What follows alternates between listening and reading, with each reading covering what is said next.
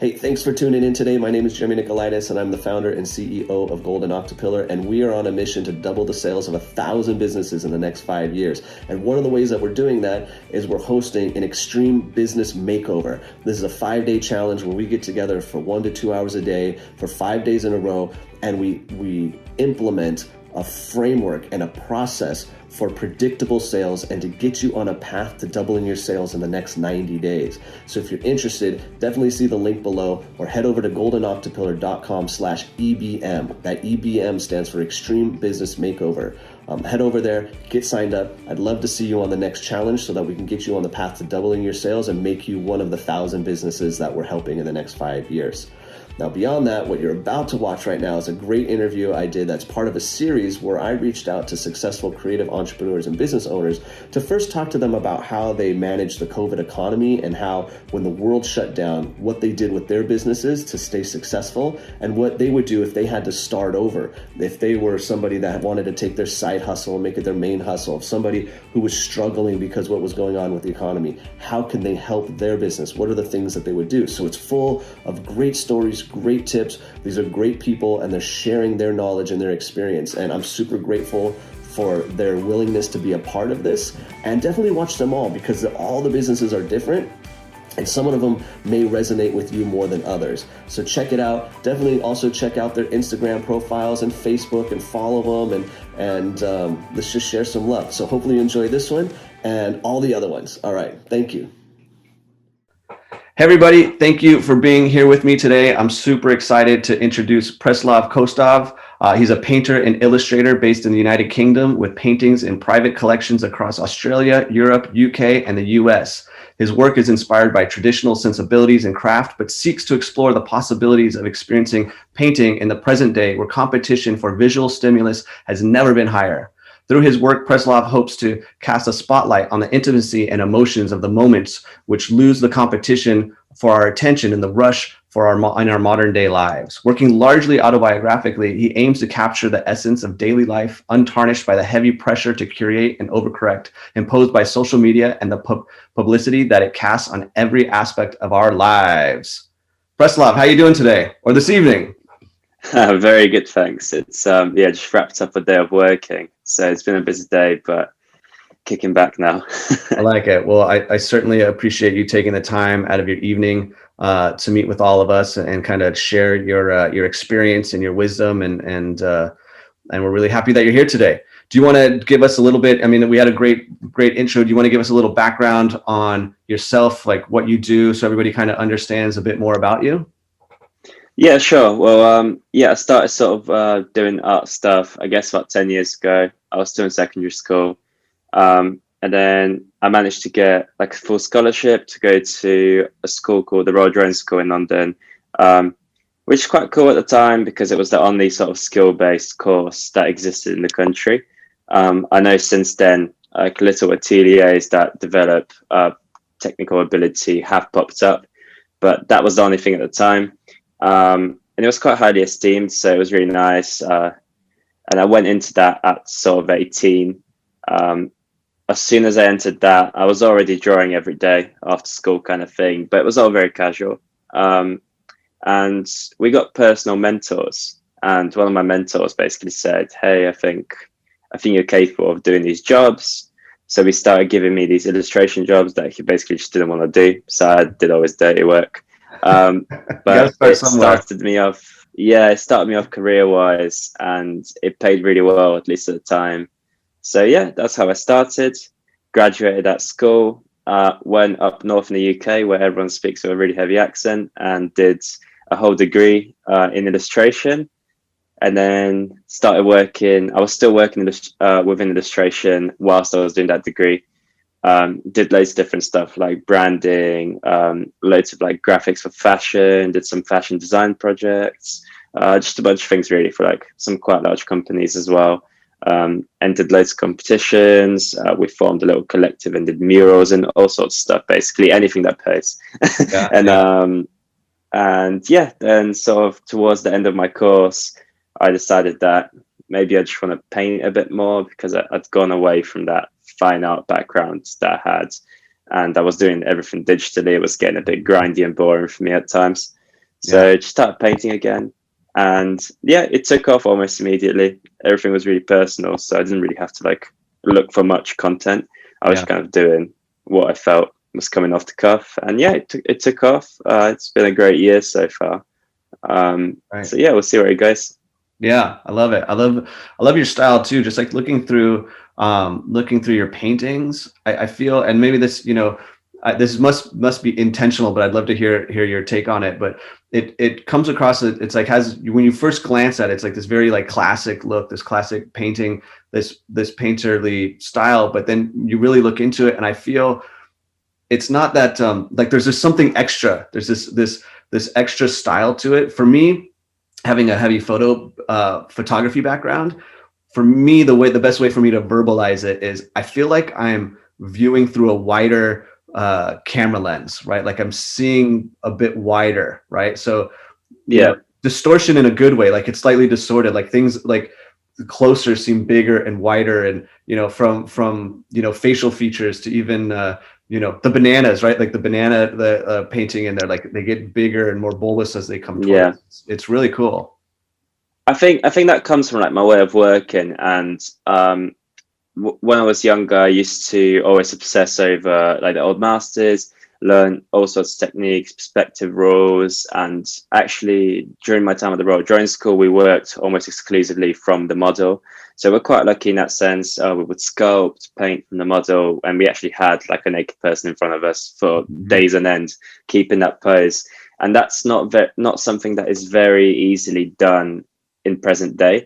purely because people have better things to be doing, flicking on their phones and stuff rather than standing in a room. Yeah. Um, and I think what happened was, whilst I really appreciated that background, it somehow felt somewhat irrelevant in the present day, Hmm. especially with everyone having like an iPhone or some kind of a smartphone in their pocket. Um, Everything we see is through that lens. Hmm. So it, what I notice is that very traditionally done paintings from observation, which will stick to traditional ways that people see actual subject matter, would actually look wrong. And that's purely because we're so stimulated by imagery, which is with lenses, and not everyone would use like a prime lens. Most people have very wide angle lenses on their phones, and they might not even realize they're DSLR. They're just twisting the lens, trying to fit more into the image rather than Right. walking up and down.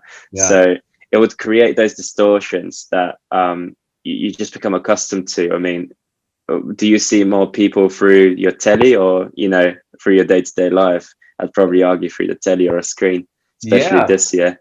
Yeah, Last year exactly. even. Yeah, especially with COVID, you're absolutely right. So you're saying Yeah. that it's like it's an intentional stylistic choice to kind of associate with this alternate reality. um Not necessarily to associate with the alternate reality, but more to sort of change the conventions with portraiture and stuff like that, because a lot of my paintings are portraiture, and Hmm. some of them can be seen by people who aren't involved in the arts as very Hmm. classical, I Yeah. suppose. So for me it was like, how do I break that, how do I play with it? Especially more recently, I've been going a bit looser with proportions and playing around with like visual rhythms and stuff like that, just to sort of break it up and make it more interesting. Yeah. You get to a point where, I mean, I would literally draw for at least 4 hours every day, and then once I got into art school, it was sometimes 10, 12 hour days of drawing. Yeah. And you get to a point with your proficiency where you can get it down like a photo if you wanted to, but Hmm. where do you go next? Right. So whilst I still want to be representational, I have been like abstracting elements. And Yeah. like you were saying earlier, it seems very rendered and very classical, but when you look into it, it's not. And Yeah. again, it's that choosing, how to abbreviate the visual as much as possible, I Yeah. suppose. Yeah. So I love it, yeah, man. I think it's really cool. I really dig, like the more it drew me in, right? Like cause you, like, you're right, right? We've got our phones and we're going through and we're going fast, right? And but this, like, then I started to slow down and I'm like, wait a minute, what am I seeing here? This is really cool. And I think you're right. as you master something and you do something and you spend so much time doing it, where do you go from there, right? And I think it's at that point, that's the innovation point, right? And it's not so much, I don't want to say that it gets boring, but you've done it. It's where do that point where you go, I've mastered something. Where do I go now? Like, this is working. This is great. Where do I go now? And it's at those moments of like inspiration and innovation that you develop new things, right? And I think as creatives, we know it well. It's cool, man. I dig it. Congratulations on everything. I think it's really cool. Thank you. Yeah. Yeah, it's an interesting point, especially with you know, how sort of consumerist everything's got recently. You know, you sort of think, even what is the relevance of like bigger paintings? I mean, I've done big paintings. I've done like double bed size paintings, and I used to do bigger works, but now actually like the immediacy of smaller paintings, like maybe something that I can sit down and knock out in a day. It rings a lot more honest and true to like these overly labored bigger pieces that are maybe like over orchestrated. And I think that sort of relates to the way we use like social media and how sort of short our attention spans are. That, you know, like a smaller piece, you can just look at it and then maybe come back to it, but it's not this sort of almost you know, encroaching presence in a room. If you were to have, I don't know, like a 2 meter by 1.5 painting on your wall. I don't know what that would be in feet, 2 meters. It's maybe like about 6 and a you bit, multiply 7. by 3 is like the quick way to do it, right? So if you said a meter, I'm just in my mind think, okay, 3 feet, right? So yeah, we're backwards over here. We're behind or whatever it is. Cool. Well, let's transition into COVID a bit. You know, as you know, the whole purpose of this interview series is to help creatives, and so I've been reaching out to creatives who've been successful in their own form, right? They've managed the COVID economy successfully, right? And success is subjective, right? And but there are those who haven't, you know, they're suffering, right? And so how can we help them? What can they do? So just tell us a little bit of how you have managed, you know, this COVID world to basically to keep working, to you know, keep making money and keep creating and keep living. Yeah, well, I was doing like a really heavy illustration project. I was doing a lot of political works. I think I did something like 17 or 18 spot illustrations for a magazine. Sort of going into COVID, and just at the start of the pandemic, there was a lot of political stuff going on. Obviously, Trump was always in the news, so I was just painting Trump all the time, which is getting really old. And then, you know, there was a lot of sort of like tragedy stuff, and I don't know, maybe it's something about me, but I always got picked for those projects. So it's always like death, Kobe dying, like all sorts of stuff like that. I got picked for illustration wise. So I was getting a bit fed up with that, and then obviously going into the pandemic and that uncertainty, I was a little bit like, you know what, I want to put all of this on hold. You know, pause illustration for a sec, and I can just do like my own world, because we don't often.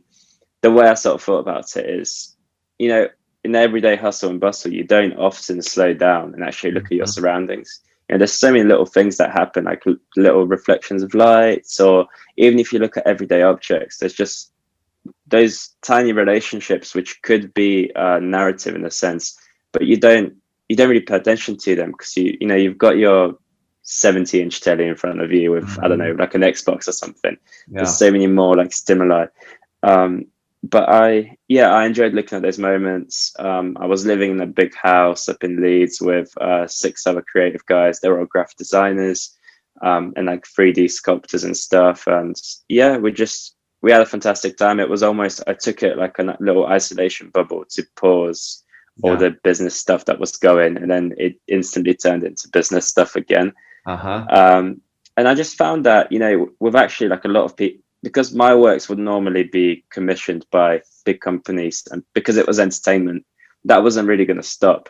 Right. You know, with everyone at home, they're consuming more entertainment than ever before.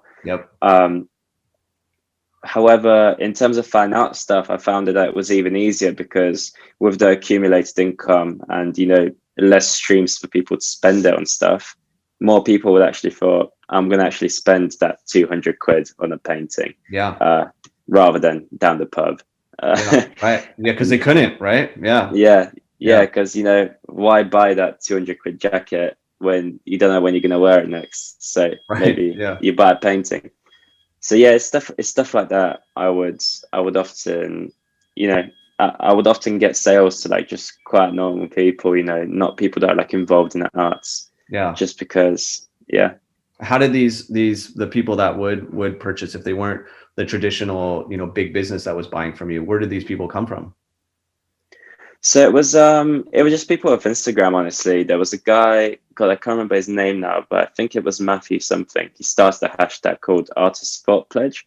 And it was quite a cool little concept. It was basically you would sell your works under, so 200 quid or under. Okay. And then after you sell like £1,000 worth, you sort of pledge to buy from another artist, which is cool because it grew my collection quite a lot. Yeah. And yeah, it was a great way to for people to support each other as a community. And, people would share each other's posts. I mean, I got quite lucky with my paintings that, I don't know, for whatever reason, people are liking them. So I would get on those, when you go on Instagram, I don't know if they still have it, but they used to, where if you go on a hashtag, you would click on like top rather than most recent. And I had like quite a few instances where, my paintings were just like top of the hashtag, like every day. Yeah. So I was just getting loads of followers at that. Oh, sorry, someone's knocking on the door. Do you mind if you get that, Grace? Thanks. So that's my studio assistant. She mixes my paints. Okay. But yeah, so that was it pretty much. Social media, networking with other artists. It was really important. We would have very informal stuff like, drinks with other artists over Zoom and stuff like that. And as you build those relationships, you start sharing each other, and it all becomes like a web network. So yeah. So so you were, just to kind of recap to make sure I'm getting the whole big picture here, is you were doing all the illustrations, right? You're getting paid. This was like this business that was happening, but you kind of got bored with it, right? It was political, it was negative, it just wasn't what you wanted to keep doing. And COVID comes along and gives you this opportunity to exhale and take a break and actually take a pause, right? To like say, to make a change, right? I mean, change means opportunity. And I absolutely relate with that. Like there's so many, for me, I was fortunate enough to be very busy last year, right? And had a lot of work through COVID and the lockdowns and all that stuff. But in the end, I found that, wait a minute, there's some things I don't want to go back to. Like, I like some of these changes, right? I like being home more. I like having lunch with my kids instead of going on some, work meeting. I like not having to drive, in LA, traffic's really bad. And so what isn't that far distance wise still takes an hour, right? And it's like, well, I'm not going back to that. Definitely I miss the people interaction. There was that was definitely something that suffered, right? And we did our best through Zooms, lots like you live on Zoom, right? I mean, look, I'm like in my house. I had just leased a new office right when it hit, and I remember signing the papers. I'm going in there, and one of the guys there, he's just like spraying Lysol in the air, like he's just spraying disinfectant, like walking around as if that was going to do something. But we had no idea what was about to happen. And then within like 4 days, it was like, you can't go anywhere. And I'm like, so do I have to keep paying that? Luckily, after 2 months, I was able to get out of that contract. But now I'm thinking, I don't want to go back to that. Maybe I can buy some kind of vehicle, some kind of good, like a van conversion or a bus conversion, some like cool vehicle that I can use as a office space outside. And then I can still use all the facilities in the house. And then on the weekends, the family, we can take it somewhere, right? It's like you start thinking of new and different ways to do things. And it sounds like you benefited from the same thing, right? And then so it sounds like, so you got rid of the stuff that people were paying you to do. You kind of slowed down, started doing the things you wanted to do. And that then started leading to business again. Then you were able to start selling that work, right?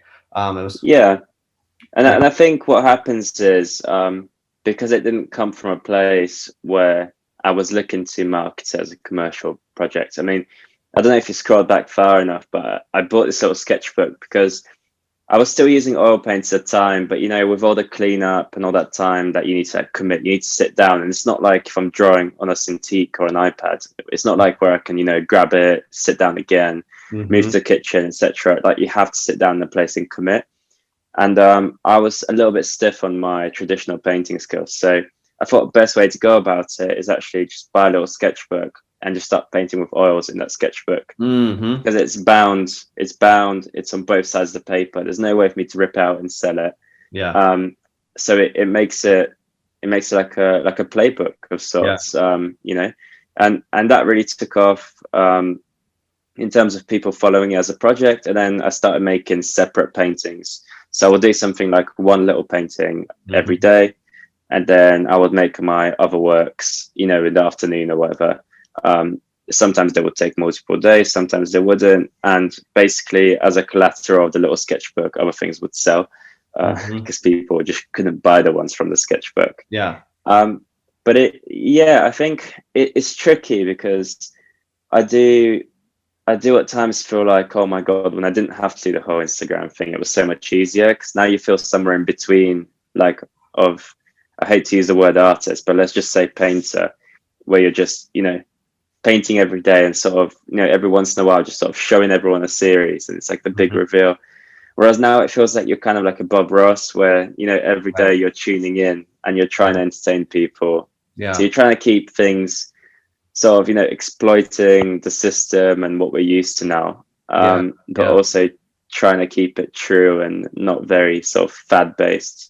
I say Bob Ross, like I don't have anything against his work, but it almost calls for that type of narrative where you're just sort of sitting down and it's like, magic trick, here's a time lapse of me doing this painting, here's happy little clouds. A whole day condensed into 30 seconds, and just like that, I feel like people crave that a bit.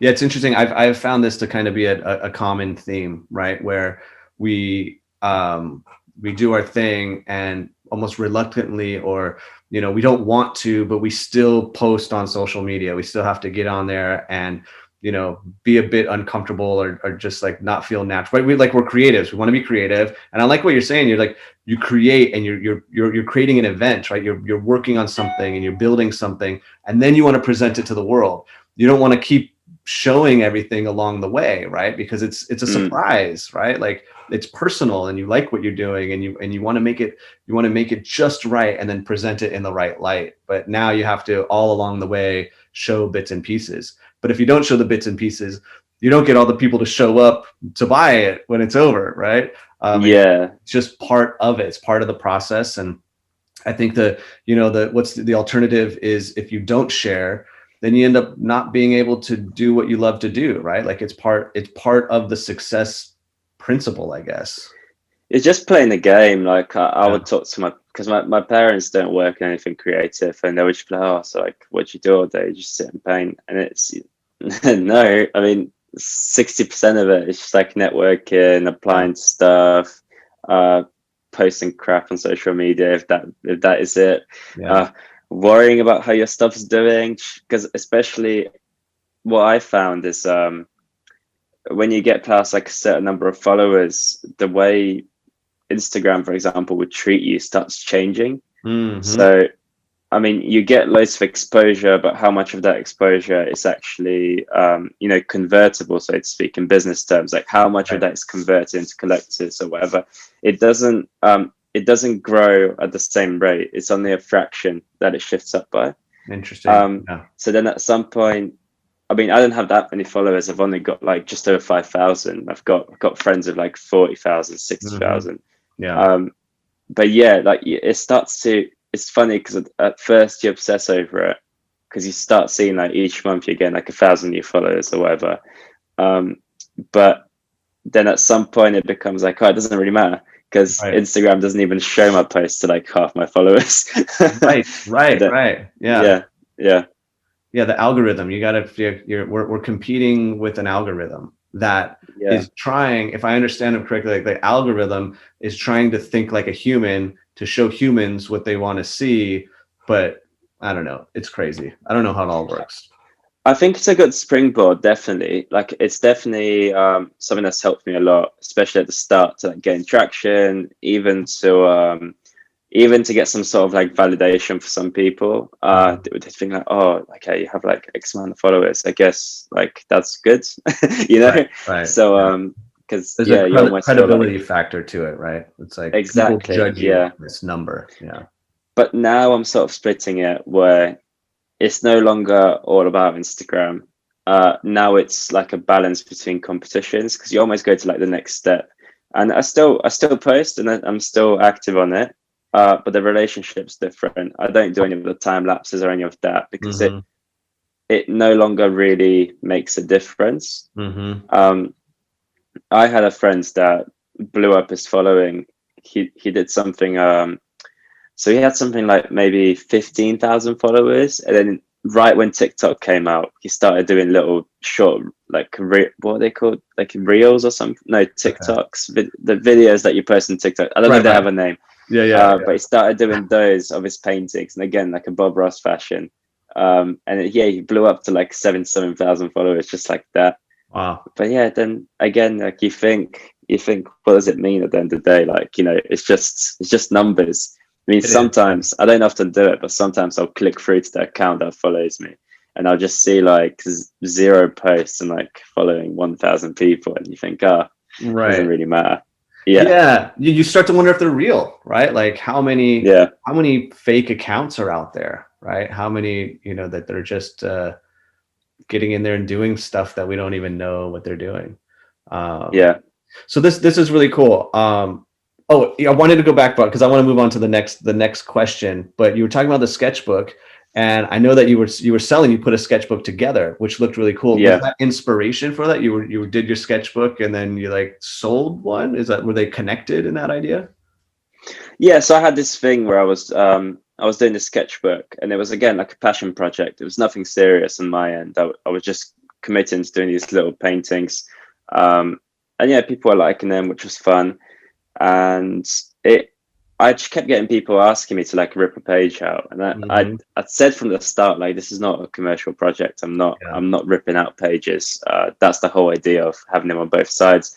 But I was scanning them through as I was doing it. So as each one would dry, I've got a really nice scanner next to me, and I Yeah. just pop the sketchbook on and scan it through just to have it as digital records. Yeah. Because what happened with that sketchbook is, oil paint with oil paint, it was dry when I'd shut it, but sometimes they would stick together, like Yeah. little bits, like little lumps of paint would transfer over. Mm-hmm. So what ended up happening was, at the end when I finished the sketchbook, I didn't actually get to the last page. I just got a bit fed up. It sort of started feeling commercial again, like I'm exploiting it for the likes. So I Right. thought, right, I can't do this anymore. So I'm calling Yeah. it a day. And I thought the best way to sort of go about putting this in people's hands whilst making it really affordable was to make a book. Mm-hmm. And I've got an illustration degree, so I know how to use all of the necessary tools. I've made books before. Mm-hmm. So I just designed it into like a really premium, really good quality reproduction book. Yeah. And the whole idea is that it's the closest thing to having the real thing in your hands. Yeah. Because I'm not giving it away. Right. Right. Yeah. I've been asked to sell the actual real thing. People have offered me like crazy money for it, but I'm just not. I don't want to. I want to Yeah. keep it sketchbook. Yeah. Yeah. It looks awesome, by So the way. I thought it looked really cool. I mean, because I think it's an amazing product because it looked like a sketchbook. Because I was looking close. I was like, is that the real thing? I'm like looking at the seams and the edges of paper, and I'm like, is that a yeah. scan? Is it? And that's I thought it looked really cool. Well, yeah, I felt like I was doing. So I have like a print distribution service that I work with, and I upload certain works when people ask me for prints or if I want to.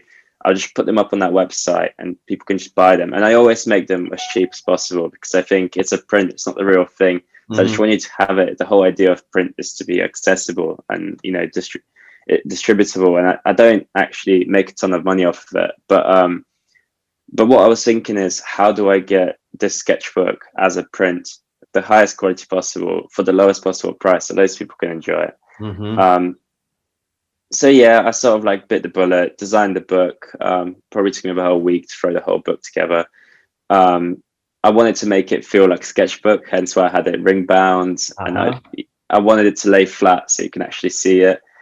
And yeah, just sort of bit the bullet, invested a bunch of money into it, and then I was sleeping around cardboard boxes full of my book, and then I put it up, and I was like, "Please buy it." And then luckily I sold them all. I literally just shipped off the very last one. One got lost in the post recently, so I had to send my very last copy literally a couple of days ago. Congratulations, the boxes are gone. Yeah, finally. Yeah. So to to help other creatives out there, ones that don't have the flow, right? I think, and correct me if I'm wrong, but it sounds like you have a established business, right? Whether you think about it as like a strong business or not, I think a lot of creatives don't always think about their business as a business, but you create and you sell one way or another, right? Yeah. And so you had a following, you've created a following, there's that opportunity. You've have a list of clients, there's that opportunity, right? So you're able to keep going. But for those that either, because I think some creatives are afraid to make that jump to full-time creative, right? Where they're working for somebody else and they're just doing it on the side, but they're not even, it's just, they're saying one day I'm going to start selling stuff, right? And maybe they lost that job, or maybe they finally did jump, but they were still at the beginning, right? And they're suffering quite a bit.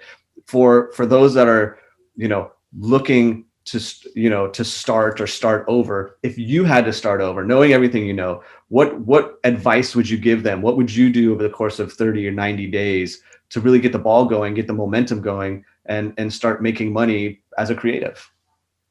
I think if I had to start again, I think what I did quite well, at least, was that I was at this art school, and I was mixing with a lot of fine art people, and with fine art especially, there's that whole thing like, oh, you don't want to be the sellout. No one ever talks about money because no one's really making any. and it's that kind of thing where you're almost always want to consider like, oh, this high thing that's above income and has no value, but we all need to eat. And I was never ashamed of it. So I thought, you just need to make it easy for people to buy your stuff, A lot of people will put, and I'm guilty of it recently just because I've started working with galleries. So there's some more politics around that. But at the start, like when you're not tied with anyone, put a price on it. Just put a price on it and put it up. A lot of people put just available next to their work. And if you just put available, I mean, someone might like it, but then they might be insecure. Maybe they've never purchased art before. They might just think, oh, well, every time I hear about art, it's these auctions from Christie's or whatever, and it's millions of pounds. But if you're not greedy, and if you're only just starting to sell your work, you really have no grounds to be charging loads of money. So if you just make it affordable and you just start shifting it, you can raise your prices as you go, as you build a following.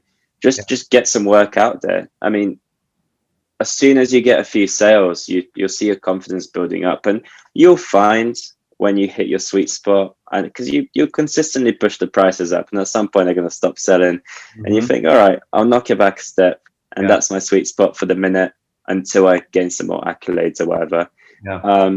So yeah, just making it really easy. Make PayPal. Don't people want to feel secure giving you their money? If you just get a bank transfer, you could be just sending your money into the abyss. There's nothing behind it. You're going to lose some money to PayPal or whatever other service charging you, but the returns are definitely worth it. Just make it as easy as possible. And yeah, I'd say at the start, just try really hard to make, I guess, almost like you're a shop, just good customer service. Send it tracked, send it insured. You don't want to get some very basic stuff like design your own business cards or whatever, or like a postcard. Leave a thank you note. The more personal you make it, the more people feel like you're establishing that rapport and connection with them, and they'll come back if they've received the work and it's exactly the way you had it shown, and they like it. They'll come back maybe. And if they don't, that's cool. But it's also, again, just making it as easy as possible. However, I haven't, it's been a while since I've relied on my art full time. I only did that for a little bit when I was younger. But I've had a part-time job the whole time just because I can't deal with the stress of, what you need to do is, if you're going to dive into it full time, I'd say just work really hard for a couple of years, save yourself like a year's worth of wages. Yeah. And then when you have that behind your back, you can sort of commit. You just need, if you're freelancing, you need that financial pillow to rest on. No, I think you're absolutely right. And, you know, you want to have that, that safety net, because it's different, right? When you've got a business and you're making money, it's not, oh, I'm getting money's coming in every week or every other week. It doesn't, not that steady. It could be nothing for a while, and then you get a big chunk and nothing. And it's up and down, and you got to be able to get through those periods of time. No, I think this is great advice. I think if I'm kind of picking up everything you're putting down, you know, going all the way back to just talking about your own experience with COVID, it was relationships, right? You talked about, you know, relationships with other artists and networking, right? And so if they're starting over, building those relationships is really important. But I think really like the key thing, I think, and correct me if I'm wrong, it's just do it. Just start doing it. Put yourself out there. Like you said, make it easy. You can adjust things later. You don't have to make it perfect. You don't have to make your payment plan perfect. Find a way to get so that you can collect money that is safe for the customer, for the buyer, right? You said customer service, right? Like that's another relationship, the relationship with the customer. I love the idea of thank you notes, putting something personal and taking care of them, and all like the perfections will come later. Or perfection probably never comes, right? Like you can always do it better. So like make it easy, just start, just go, and then adjust along the way. Create the good relationship, get the experience down. And absolutely, if you need to, either because you need to financially, or you just need to because that's what's best for you and the way you are, like you can have a job as well on the side, right? Like do what works for you, but just do, right? Like you gotta do it. Yeah. And there's some element of just sort of biting the bullet and going with it, because, you know, you've got to have a job that's just good enough to keep you afloat, but just bad enough to where you've still got a fire under your ass to actually, like, because if you're sitting comfortably, you know, you're never going to do anything. So you've got to put yourself in that position of slight discomfort, because that's where you're consistently on the go. And yeah, it's really interesting because, I mean, I have friends that are full-time freelancers, but really with what I do, it's not something that is, you know, I'm not selling, I don't know, like coat hangers on Amazon. So it's not something where there's like consistent. So the whole supply demand thing that basically every business is built on, there's not necessarily a demand. There's just a lot of supply, and then you're trying to build the demand. So it's quite the opposite to how most businesses work. So you've got to put it out there. And I mean, it's at the end of the day, like the worst thing that could happen is it's going to fail, and then you just go back to your job. You know, it's not. Right. Like at least try that. I mean, failures happen, right? You learn from them. It's an experience. Not everything's going to go the way you plan. So just go. I also like the other thing when you said, you know, some people buy and some people won't, and it's no big deal, right? Like you can't. It's nice to not have that pressure. Even if you really need the sale, I think it's important to not put that energy out on the buyer. Like you need to sell it, right? Because all of a sudden, if they feel like they need if they feel that you feel they need to buy it, they're not going to buy it, right? And it's just like it works if it doesn't. And I think, you know, so much of what we do is subjective, and the opinion of our buyers is subjective. And you just be a good human, you know, have good relationships, and do what you love to do, and take action, right? I think that's really the moral of this story. Yeah, definitely. And I think like, punctuality as well. So you want to make it just really nice for them, especially if, you know, they've never bought from you before. Just establish that relationship. You just want to, you know, be very on point with shipping it. I've got artist mates that are awful. They've had a painting bought from them like 6 months ago. They still haven't shipped it, like stuff like that. And you know, you don't. I personally would hate to be in that position. You know, not having shipped a painting or being the person chasing what you've purchased. You just don't want to do that, because it just creates like stress. You just want to be as punctual as possible. I used to go to the post office like maybe twice a week, but you just let them know. You just keep them in the loop the whole time. And, you know, if you say, oh, cool, I've just been to the post office, give me a week, you better make sure you go when you said you're going to go. And, you know, send them, you know, the receipt or whatever. It's just, I mean, it's just like any other job, really. If you say you're going to do something, just do it. and you do it to the best of your ability. Right? That's it. People will see your art, they'll recommend you, and it'll lead to more business.